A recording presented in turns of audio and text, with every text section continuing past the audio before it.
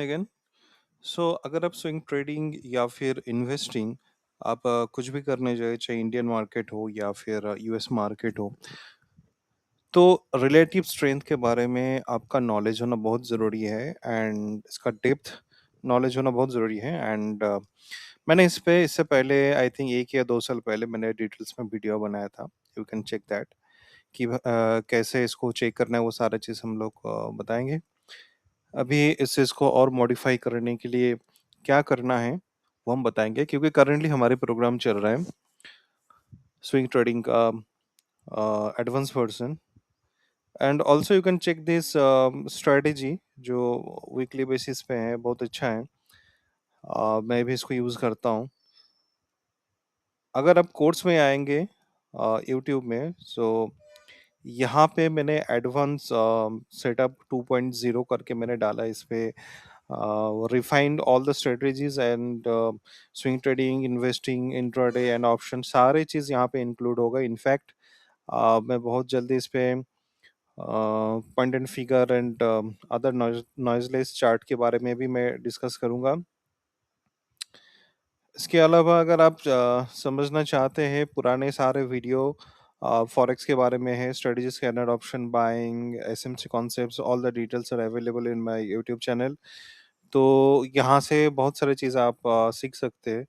So back to the topic, relative strength होता क्या है। मैं बोलूँगा आप स्टॉक सिलेक्शन से पहले आपको रिलेटिव स्ट्रेंथ, ये जो टॉपिक है, इसके थ्रू आपको अ, पहले गुजरना चाहिए, तब जाके आप स्टॉक सिलेक्शन पे ध्यान दीजिए। बहुत इंपॉर्टेंट है। रिलेटिव स्ट्रेंथ होता क्या है? रिलेटिव स्ट्रेंथ एक्चुअली क्या है? इंडेक्स या फिर कोई बेंचमार्क कंपोनेंट हो, फॉर एनएससी, निफ्टी 50, निफ्टी 500, और यार basically benchmark index as a compare component या सिक्योरिटी मानते हैं।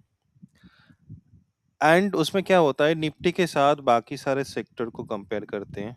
एग्जांपल ऑटो सेक्टर हो गया, फार्मा सेक्टर हो गया, आईटी हो गया, मेटल सेक्टर हो गया। तो हम ये देखते हैं कौन सा सेक्टर निफ्टी को करंट सिचुएशन में बीट कर रहा है या फिर लास्ट 6 महीने से बीट करते हुए आया है, मतलब आउट परफॉर्म।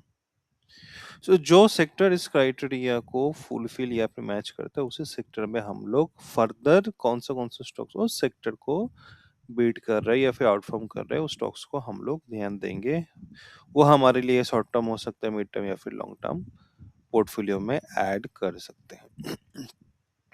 बहुत इंपॉर्टेंट टॉपिक है। वही चीज यहाँ पे लिखा गया है कि अगर पॉजिटिव आरएस वैल्यू हो कंपेयरिंग टू अपना निफ्टी 50 और निफ्टी 500 या फिर सेक्टर के बेसिस पे, देन उसे स्टॉक्स को हम लोग आउट परफॉर्मिंग स्टॉक्स हिसाब से हम लोग उसको एक्सेप्ट करेंगे एंड उस पे हम लोग ट्रेड का अपॉर्चुनिटी ढूंढेंगे। कैसे हम लोग आरएस को यूज करें सेक्टर रोटेशन के लिए, जो मैंने अभी बताया कि कौन सा सेक्टर आपका निफ्टी 50 या फिर निफ्टी 500 को बीट कर रहे हैं। अगर आप mid cap and small cap में ज्यादा ध्यान देते हैं तो मैं आपको बोलूंगा निफ्टी 500 को यूज करिए। अगर आप लार्ज कैप पे ज्यादा ध्यान देते हैं तो निफ्टी 500 देखिए। Sorry.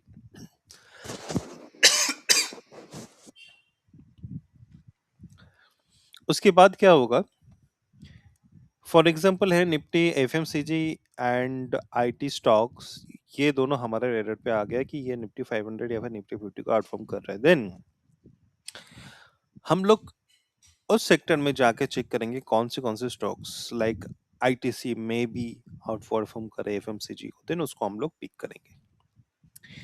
Multi time frame analysis भी हम लोग कर सकते हैं, बहुत जरूरी है। शॉर्ट टर्म, मीडियम टर्म या फिर लॉन्ग टर्म के लिए मल्टी एटलीस्ट फर्स्ट हमें मंथली में एटलीस्ट तो हमें चेक करना है कि वो स्टॉक्स कैसा है, इतना देख लीजिए। एंड वीकली में चेक करिए कि 2-3 हफ्ते में इसका क्या परफॉर्मेंस है। देन डेली में एनालिसिस करके ट्रेडिंग प्लान आप कर सकते हैं।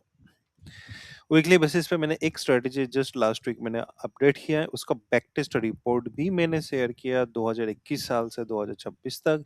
यू कैन चेक दियर। इसका बेनिफिट क्या है? एक जो बायस होता है ना हमारा, उस चीज़ को रिमूव करता है। हमें जो एक्चुअल है, उस चीज़ को अपने आँखों के सामने दिख जाता है। कभी-कभी अर्ली ट्रेंड हो सकता है, अर्ली मूवमेंट दे सकता है, उस चीज़ को भी हम पता कर सकते हैं। एंड रिस्क मैनेजमेंट, बेफालतू जो स्टॉक्स है, उस पे हम लोग ध्यान ना देके या फिर किसी न्यूज़ या किसी चैनल के थ्रू उस चीज़ को एडप्ट करे बिना हम हमारा खुद का एनालिसिस यहाँ पे यूज़ सिर्फ इतना करें कि एटलीस्ट आरएस देख ले तो भी हमारा एनालिसिस का 30 टू 40% काम बन जाता है। कुछ रूल्स देख लेते हैं, किस तरह से काम करते हैं। मैं एक इंडिकेटर भी आपको बता दूँगा ताकि आपको समझ में आए, बट जो कोर चीज़ है उस चीज़ को समझिए। अगर किसी स्टॉक्स को आप देखें कि स्टॉक्स ऊपर भागते जा रहे हैं बट इंडेक्स नीचे गिरते आ रहे हैं, तो मतलब ये है कि वो स्टॉक्स आउट परफॉर्म कर रहे हैं, क्योंकि इंडेक्स नीचे गिर रहा है, स्टॉक्स अपने आप इतना स्ट्रांग है कि उसको ऊपर जाने से कोई नहीं रोक रहा है। आउट परफॉर्म को देख रहे हैं, इसको जैसे उल्टा कर देंगे तो हमारे अंडर परफॉर्मेंस आ जाएगा। तो आउट परफॉर्म को देख रहे हैं, बाकी आप स्क्रीनशॉट लेके फर्दर इस मैं टेलीग्राम पे ये स्क्रीनशॉट भी मैं डाल दूंगा, so further you can understand दोस्ती। नेक्स्ट क्या हो सकता है कि इंडेक्स भी ऊपर जा रहा है, स्टॉक्स भी ऊपर जा रहे हैं, मतलब ये बहुत मोमेंटम में है। ठीक है, स्टॉक्स और भी ज्यादा स्ट्रांग है, तेजी में जा रहा है। और क्या हो सकता है, इंडेक्स नीचे जा रहा है, करेक्ट, बट स्टॉक्स क्या हो रहा है, उतनी तेजी से नीचे नहीं गिर रहे, काइंड ऑफ इतना बोल सकते हैं कि वो थोड़ा सा फ्लैट जा रहा है। मतलब क्या है, इंडेक्स लोअर हाई बनाते हुए नीचे आ रहा है, बट स्टॉक्स जो है वो स्लोली स्लोली नीचे आ रहा है, मतलब काइंड ऑफ साइडवेज। ठीक है, तो इसका मतलब ये है कि स्टॉक्स में जो प्रोमोटर लोग हैं, एफआईडीआई है, वो स्टॉक्स पे इतना इंटरेस्ट दिखा रहा है कि नीचे गिरने नहीं दे रहा है, स्टॉक्स को होल्ड करते जा रहे, ऊपर धकेल रहा है। ये भी एक अच्छा साइन है कि जब भी इंडेक्स ऊपर जाएगा ये स्टॉक्स रॉकेट बन जाएगा। आखिरी केस क्या हो सकता है कि इंडेक्स भी साइडवेज है, ठीक है, बट स्टॉक्स ऊपर भागते जा रहे हैं। तो मतलब इंडेक्स का मूड नहीं है ऊपर जाने के लिए फिलहाल, पर स्टॉक्स ऊपर जा रहे हैं। तो ये जो 4 पॉइंट है, इनमें से फर्स्ट, सेकेंड एंड फोर्थ को आप चुनिए, थर्ड को इग्नोर करिए। ठीक है, इस चीज को आप फर्दर फिर से रिप्ले मोड में देखिए। एंड ये जो स्क्रीनशॉट है इसको मैं ग्रुप में डाल दूंगा, आप लोग काइंडली इसको चेक करिए एंड समझने के लिए कोशिश करिए। इसके ऊपर ऑलरेडी मेरा एक लंबा वीडियो, 2-3 एंड लाइव क्लासेस का जो वीडियो है वो भी डाला हुआ है मेरे चैनल पे, सो उसको चेक करिए। अभी आता है ये सारे चीज को कैसे हम लोग अलाइन करें। सो मैंने एक ब्रोकर के प्लेटफॉर्म में 4 अलग-अलग मैंने टेम्पलेट बनाए। आप इसको 6, 7, 8 या फिर 2 और टेम्पलेट बनाए, उसमें जितने सारे आप सेक्टर को पसंद करते हो सेक्टर को ऐड करिए इस तरह से। जैसे यहाँ पे Nifty 50, auto sector, pharma sector and IT sector मैंने डाल के रखा। आप इस हिसाब से इजीली डाल सकते हैं। ये जो ऑप्शन है यहाँ पे आपको 6, 7, 8 जितना भी चाहिए उस हिसाब से आप करिए एंड यहाँ पे ऐड करिए। यहाँ पे नोटिस करिए, फॉर एग्जांपल अप्रैल के बाद हम देख रहे हैं कि सबसे पहले इंडेक्स को देखते हैं। अप्रैल के बाद हम लोग देख रहे हैं कि 26 अप्रैल सॉरी 2 अप्रैल के बाद इंडेक्स थोड़ा अपर साइड मूव दिया है, करेक्ट। तो हम लोग क्या करेंगे, फटाफट यहाँ पे 2 अप्रैल हर जगह पे प्लॉट करेंगे। इससे क्या होगा, एक लॉन्ग टर्म जो व्यू है वो भी हमारे लिए क्लियर हो जाएगा कि उसके बाद निफ्टी ने क्या किया है और उसके बाद हमारे स्टॉक्स ने क्या किया। तो हम यहाँ से इंडेक्स के बारे में, अपने निफ्टी के बारे में देख सकते हैं कि निफ्टी पहले एक ऊपर साइड में जाने के लिए कोशिश किया एंड उसके बाद थोड़ा सा नीचे आके साइडवेज हो गया। क्लियर? इतना तो सबको दिख रहा है। ये हम अप्रैल में ये दोनों मतलब जो 2 मंथ है इसके ऊपर हम लोग ये एनालिसिस करेंगे नेकेटाइजिंग। ऑटो सेक्टर ने क्या किया? ऑटो सेक्टर ने अभी तक एक अच्छा रैली दिया। अभी तक ऊपर साइड में ही है, इसमें उतना ज्यादा डिक्लाइन हुआ नहीं। ठीक है,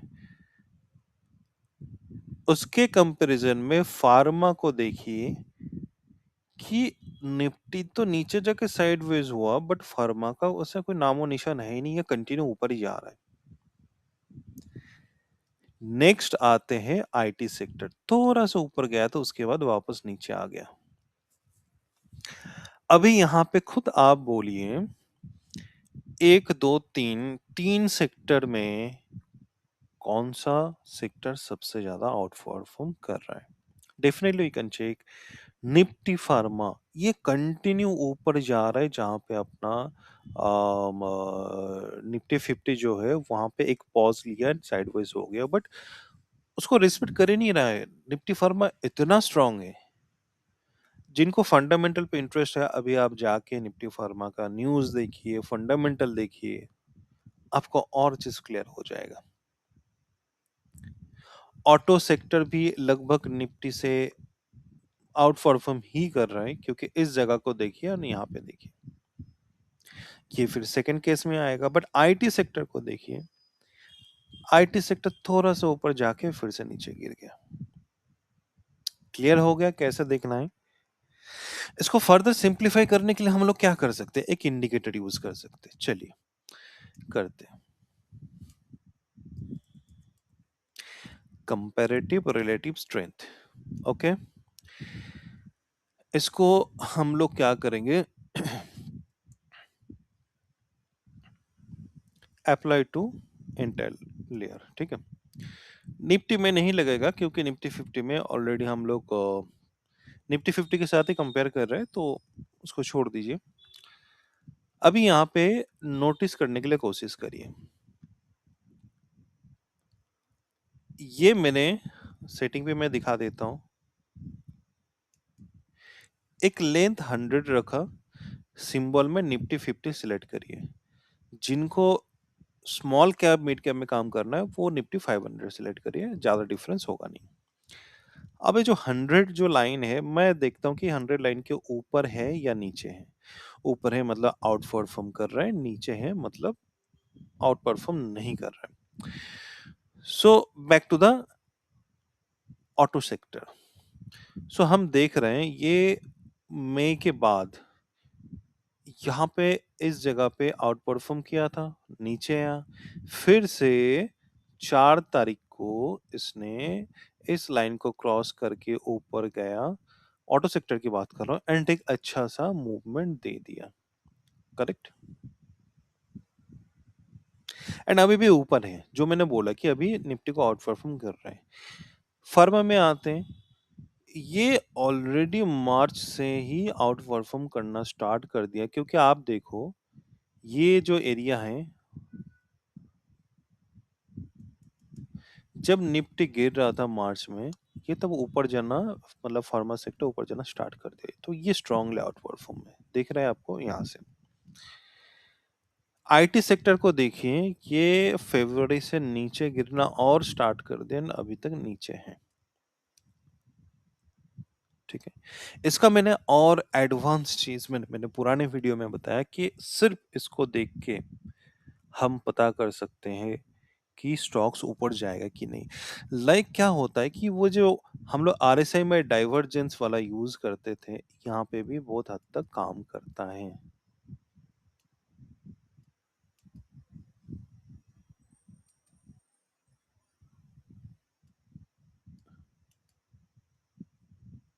दिख रहा है?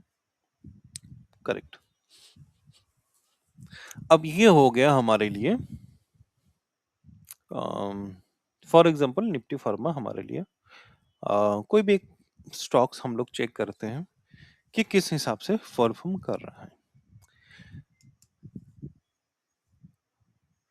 कुछ फार्मा स्टॉक्स देखते हैं, मैंने कुछ सिलेक्ट करके रखा नहीं, मैं रैंडम देखूंगा। फॉर एग्जांपल सन फार्मा, इसका क्या कंडीशन है?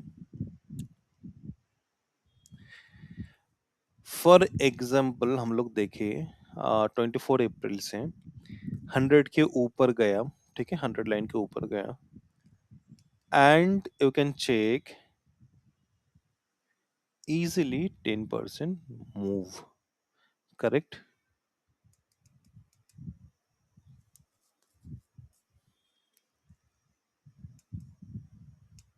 कुछ और देखते हैं।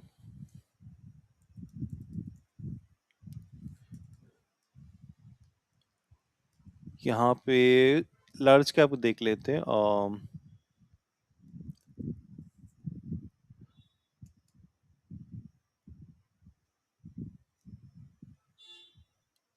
ठीक है, यहाँ से भी अगर हम लोग देखेंगे तो एक अच्छा रैली मिला। यहाँ से भी देखेंगे जहाँ से 100 के ऊपर गया तो भी एक अच्छा रैली मिला। अब इसमें और क्या चाहिए? हम लोग तो मिड कैप स्मॉल कैप देख नहीं रहे हैं। जो लार्ज कैप में बोलते हैं कि ज्यादा रिटर्न नहीं मिलता है, तो उनके लिए देख लीजिए। कुछ इस जगह के आसपास आउट परफॉर्म हुआ, यहाँ पे कुछ डब्ल्यू पैटर्न दिखा, या फिर आपको मूविंग एवरेज लगा लो, या फिर आपके पास जो भी कंसेप्ट है उसको यूज करिए, एंड इसके आसपास अगर आप देखें 24%। इनफैक्ट अगर कोई इन्वेस्टिंग पर्पस ऐसा करे कि स्टॉक्स जब मेरा ऊपर आए, लेट्स सी, एंड जब नीचे जाए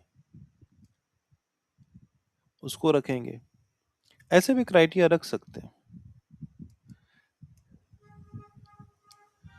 जिनको लॉन्ग टर्म खेलना है, ठीक है, जिनको एंट्री एग्जिट जिनके पास नहीं है, वो लोग भी इसको देखें। एटलीस्ट वो लोग प्रॉफिटेबल रहेंगे। मैं तो बस सिर्फ आरएस के बेसिस पे बता रहा हूँ, ठीक है, आरएस के बेसिस पे बता रहा हूँ।